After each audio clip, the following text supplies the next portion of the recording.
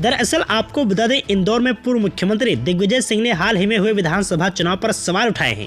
उन्होंने ईवीएम से वोटिंग की विश्वसनीयता पर सवाल उठाते हुए कहा कि मतदान की गणना वीवीपैट की पर्ची से ही होना चाहिए, वोटिंग ईवीएम से ही होना चाहिए, लेकिन वोटिंग के बाद जो पर्ची वीवीपैट में डलती है उसे लोगों के हाथ में ही दे देना चाहिए। जिन लोगों ने मतदान किया है वही एक अलग बॉक्स में उस पर्ची को डालें।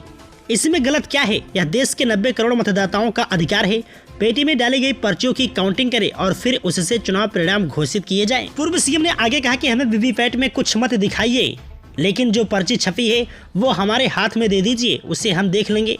वोट करने के बाद एक मतपेटी में डाल देंगे, इसके बाद मतपेटी में डाली गई इस स्लिप की काउंटिंग कर दीजिए। दरअसल इंदौर आए दिग्विजय सिंह ने बुधवार सुबह ईवीएम हटाओ देश बचाओ लोकतंत्र बचाओ लिखते हुए ट्वीट भी किया।